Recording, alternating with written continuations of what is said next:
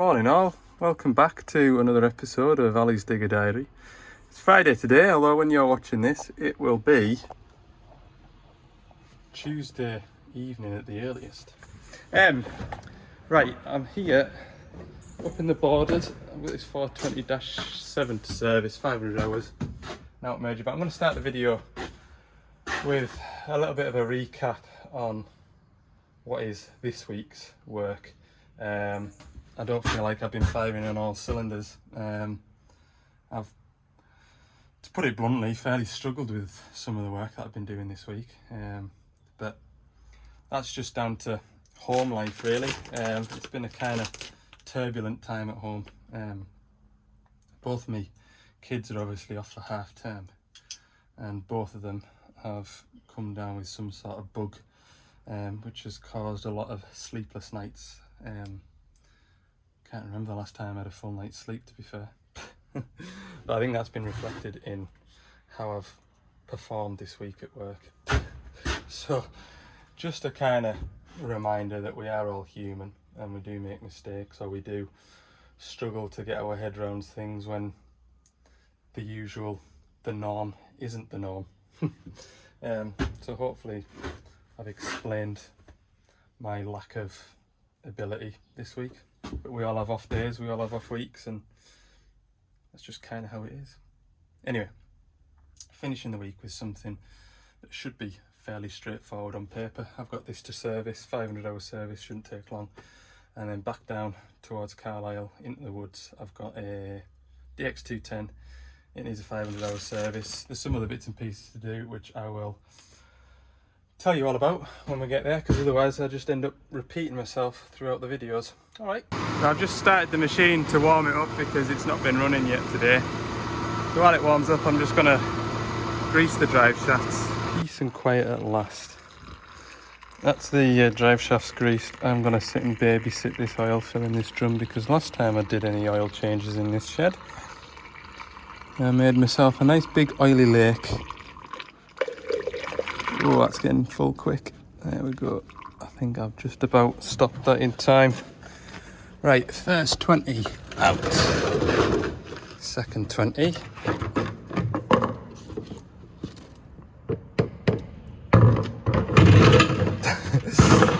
In. Right, do that. Just been, that's the engine oil filter going in, by the way. I've just been doing some maths in my head. Oh yeah, I can do maths like. This shovel's done 4,500 hours.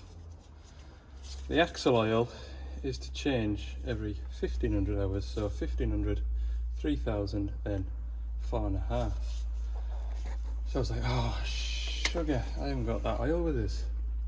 So I just went into the cab and double checked, because obviously when I service everything I reset everything, as you should.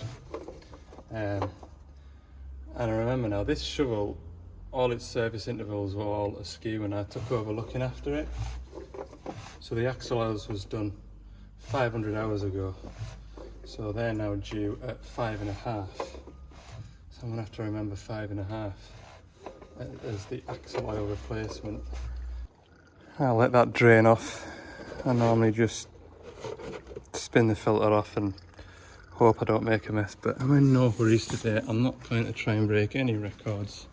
It's Friday and I've had a long week. I'm sure, although obviously at the time of recording this I haven't even put the video together, but I was at a Thwaites dumper. When was that now? That was on Wednesday, so it's Friday today. I haven't put that video together yet. And I couldn't get it to start. I put a little video on Instagram asking for any tips and leads, and of course I got at least 20 or 30 responses to that short video, pointing me in the direction of various bits and pieces, but it was mainly when everybody had got in from work and sat down on the couch at about 7 o'clock, my phone just started going bling, bling, bling, bling, bling, bling, bling. And it seems like with those Thwaites dumpers, the most common issue is the fuel pump relay, and the relay board can corrode, and those Deutz engines won't start until it sees a 2 bar fuel pressure from the electric lift pump. Obviously when I was turning the ignition on, the electric lift pump wasn't kicking in. So in anticipation of your comments about that, then I now know that, well, basically what I did with that, I can't remember what all I filmed of that look around that dumper bit. I did swap all the relays around in that relay board, and I still didn't get the electric lift pump to come on. I power probed the electric lift pump from the relay board, and the electric lift pump did fire up. But I found that I wasn't getting an earth for the electric lift pump relay, and I presumed that the ECU would give the relay its earth to allow the lift pump to work. So I don't know what the outcome of that was. I'll probably speak to the customer next week, because I've got a couple of his machines still to service, and I'll just find out, and I will let you know in due course later this week. As you're watching this, it'll be later this week. So yeah, we'll see how we go with that. He was going to get somebody else to have a look at it, and it was just a case of, while you're here, can you have a look at it, because it's not working. I think I said in the video, I don't want to spend too much time in it and waste the fella's money, me faffing around with stuff that I don't know my way around without a wiring diagram or any general knowledge of those Deutz engines. Just changed the last filter now. Seen this? You should see this filter. Unbelievable how much stuff that catches. Amazing, isn't it? And that is the first 20 litres in. I think on occasion I've been telling you wrong how much engine oil these 6-cylinder Scanias take. I feel like I've been telling you it's 57 litres. It isn't. 47. It's 47 litres, people. Don't listen to me. Don't listen to everything I say anyway. Another thing I like about servicing in this spot is they've got a nice big waste oil drum to tip all my waste oil, so it saves me a job when I get back to the yard. So yeah, I'm gonna go and get rid of my waste oil now while that next 20 litres goes in, and then I'll just have to top it up by hand. 7 litres, not another 17. Okay, we are up and running.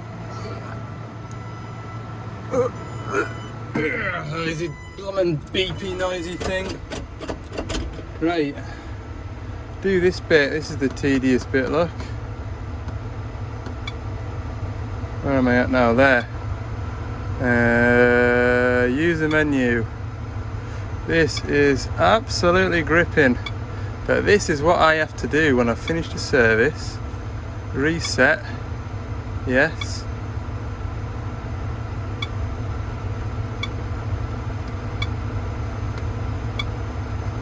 It's no iPhone, this screen, like.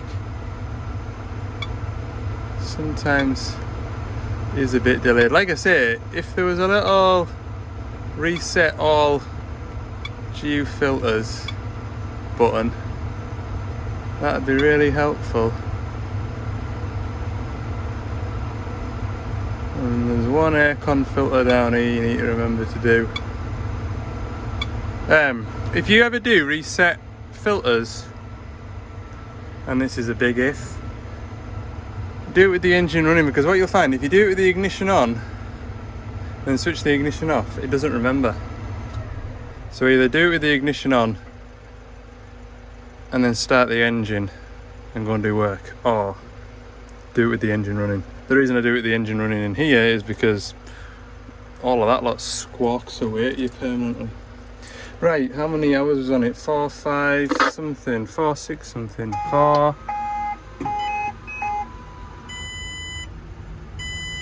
4, 4, 5, 7. 4, 4, 5, 7. Right, let's go. Okay, we're running on schedule. 2:15. I said to the driver I'd be here for about 2:30, so we're not far away. I've got the next 6 miles on Forest Road, we should come across a DX210. The operators complained about the, the air conditioning control panel not responding to input. So translate that means that when he turns the temperature up and down and things like that, it isn't working, or it's intermittent, or it's doing something like that. So I'm going to get that changed out. Got a 500-hour service to do, and I think it just wants a little bit of a tweak of the pumps just to give it a little bit more. It's a bit slow at tracking and like multi-functioning. It's just a little bit slow. So we'll get it serviced up, and then we'll play around with some settings and see if we can get it a bit more user friendly. It's a nicer day further over into the borders anyway. Where I've been, it's sort of certainly more north and east than where I am now. I'm right in the middle of it all now. It's starting to rain. Yeah, look, what's that? Partridge? No, not a partridge. Grouse. When I came up through the borders this morning, there was lots of fellas in tweed and long socks and looking very much like your stereotypical shooters. So I'd imagine it's the season to be shooting stuff. Just a bit of a FYI, this is a brand new forestry plantation, this bit up here. I believe it's over 1,000 acres, 1,000 hectares, can't just remember. Must be 1,000 hectares. You can see this was all planted about 2 years ago, all these fell sites. But yeah, the last time I was in here, I think they were just putting this road in, I think. Yeah, that's right. I serviced a digger up behind these logs up here.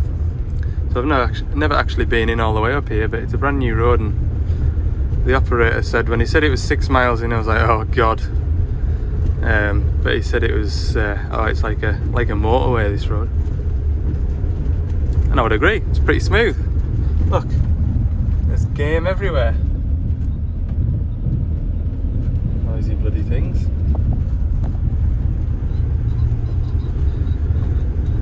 Anyway, I think this is quite an interesting machine, this thing up here, is it? Yeah.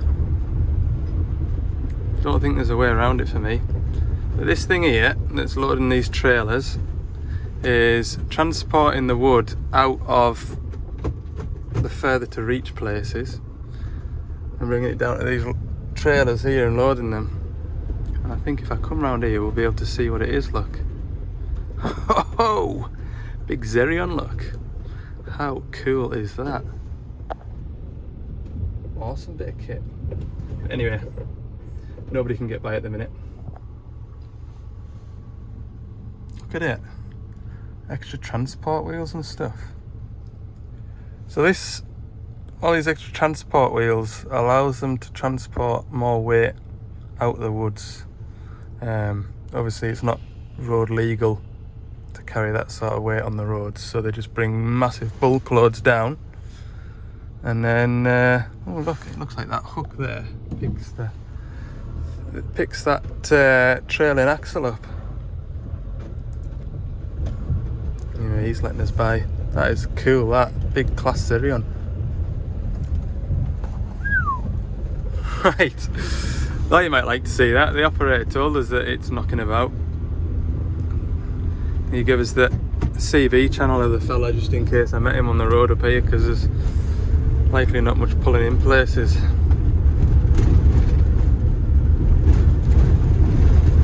Right then, let's pray on up here about 6 mile, eh? Look at this. This is definitely the best part of this job. Exploring places you would never know to go and explore. I've driven past this road end for the last 15 years, never been up in here before.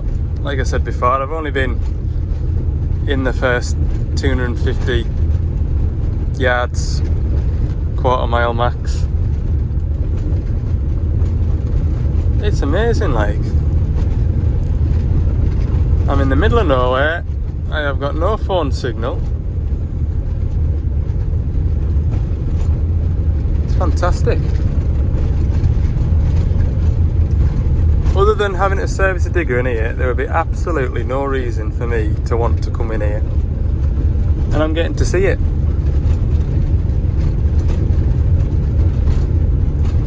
The road isn't quite a motorway like, but it's as good as. It's not bad. I'd give it. I find that the best roads are in Kielder, forestry road wise.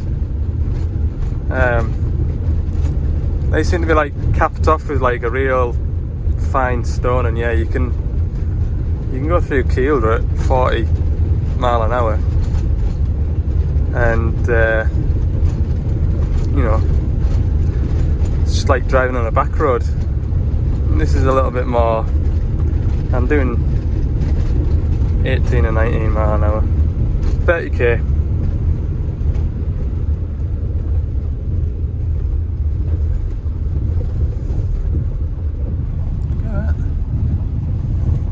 We're going to be up in the clouds soon, you know.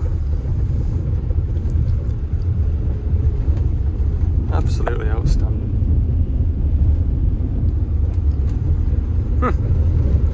And a nice summer's day, bright blue sky. That's the only thing that would make it better.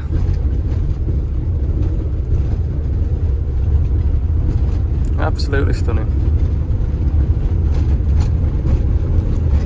And the funny thing is as well, I'm only about half an hour, 40 minutes away from home. And I've never been up here in my life. You do not appreciate what you've got on your doorstep, do you?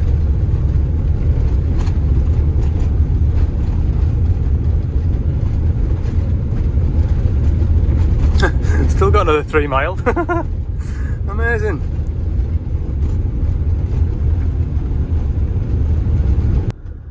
Just stopped to show you these gates. Look how beefy them gates are.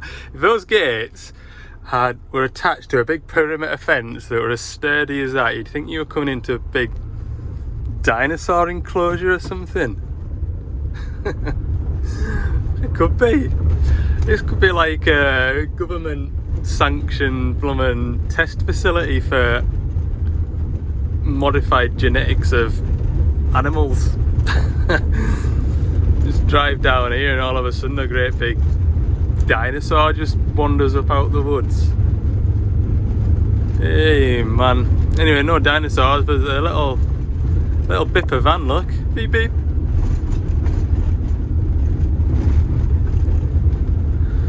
Yeah, anyway, they're harvesting timber in here somewhere.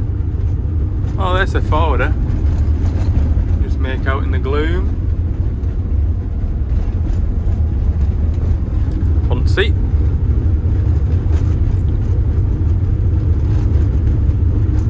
Yee, there's some timber around, look. My van's gonna be filthy. It will be filthy after this.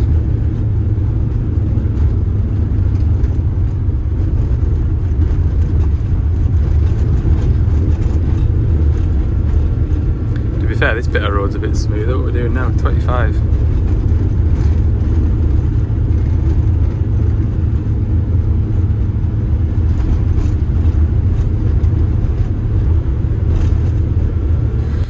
Whoa, more gear to spot, look.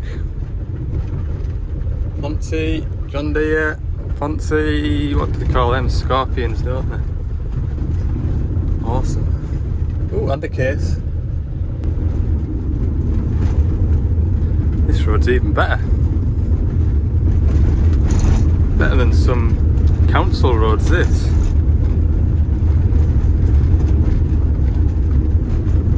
It was.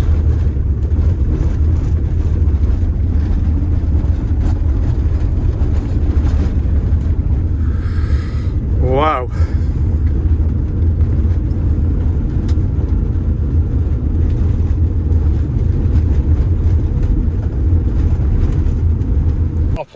gets extra brownie points because he's setting the travel motors up for me before I've even got out the van. He knows the score. Good. Alright then, we shall begin. Oh yeah, nearly as bad as it was at the beginning of yesterday. Engine oil's draining, hubs are draining. A job that I forgot I had to do. And it was only because I'd got to go into the back there to get a filter out, and I was like, oh yeah, I've got this to do as well. New expansion bottle, because this one seems to be leaking out of here somewhere. So I'm going to whiz that off and try and not lose too much of that coolant. That's the idea. That's the idea. But you won't be able to watch me make a mess because the plan of action, right, is to loosen this off, pull it out, take that bottom pipe off, which I've got clamped, and then put my finger over the hole and then tip it so it all stays in there, and then put a new one on and then fill it with this. That's the plan. We'll see what happens in a minute. Absolutely outstanding, look at that. Let's do it sitting out there. Look, there we go. Don't even need to hold it. Let that fill up on its own. He's noisy. Right, new one on, done. Let's get some filters spun. And then I've got that to fit when I've taken my boiler suit off. That's for inside the cab. Oh yeah, more paperwork to fill out. Great.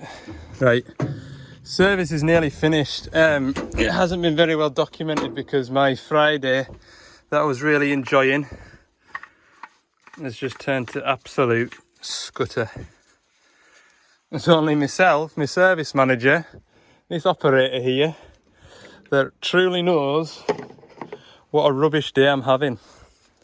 And that will become apparent probably next week. We shall see. But rest assured, there's some interesting content on its way. Never mind. Yes. Yeah, we are finished here. We've got that control panel in there to do still. It's starting to get dark and all, look. Mint. Tell you what, I'm ready for this week just to be finished. Like, I've just had enough. I have had enough. I was really enjoying my nice little drive up into here. It was really nice. I was thinking, how lucky am I to be doing a job like this? And I just want to, I think I need a holiday. I really do. Right, fuel's bled, engine oil's in it. Double check that engine oil level. Because the phone rang just as I was finishing pouring it in. Phone rang again. Check this.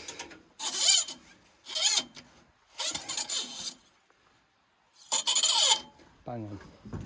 Right.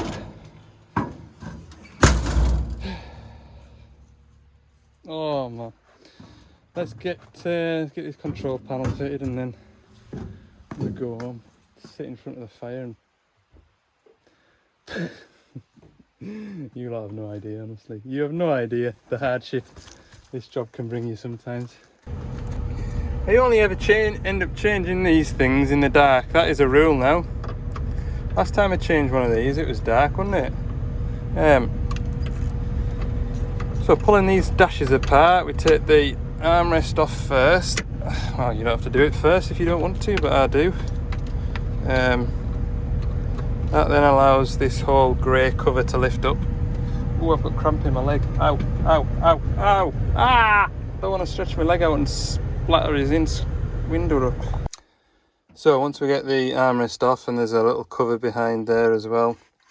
There's just a rubber doodah that goes in here. Peel that out. There's 2 screws there. This lifts out. We unplug it. And then don't forget there's a single bolt down there. You can see the other one that's on the other panel. Take that one out. 2 screws here behind the joystick, 1 screw here, and this whole thing will just lift up. And we can get at these screws. Okay, so just like last time, Oh, that's good, isn't it? There we go. Software version 1.402. Software version in the new one, 1.5. 1.05. Also, this is a it's a B part number, so maybe there has been issues with them. The last one I just replaced because the dash plastics were cracked, whereas this one seems to be non-responsive and putting funny. At one point you could set the temperature in the cab to 78 degrees, which I can't imagine anybody would want to sit in a cab at 78 degrees. So yeah, I'm sure the heater matrix would have a hell of a time trying to get to that temp. So right, I need to quickly whiz this in because I am so ready to go home. Okay, he's done. I need that. Give us a chocolate bar. He's feeling sorry for me. Oh, look at that. It's 5:10. Darkness has came over. Oh, emergency operation. Classic. Yeah, just a bit of a rubbish end of my day, really. I was quite enjoying myself. Tell you what it is. We have got approval to go and fit that track motor to that DX210. I'll put a light on in here so you can see us. We've got approval to fit that track motor on that 210. So that was going to be to do next week. The operator phoned me to say that the one track has locked up. And do you know which track it is? It's the track that it's the side that we have already replaced the motor on. Yeah, it's good, that, isn't it? So that machine's going to need 2 travel motors. Unbelievable.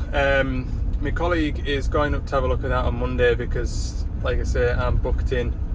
I suppose by the time you've seen this, you'll know the outcome of what has gone wrong inside the new travel motor. But yeah, you just have that heart-sinking moment, and then you start thinking, what did I do wrong? Was it something I've done? But I've looked back at my video and there was definitely gear oil inside that travel motor. So that's the only thing that gives me peace of mind, is that I know it's had oil in it, it's got oil in it, and it's nothing that I've done. And that's why it's nice fitting whole assemblies like that, because you know that as long as you've put the oil in it, you've bled the motor up correctly, then you know there's nothing more you can do to that. So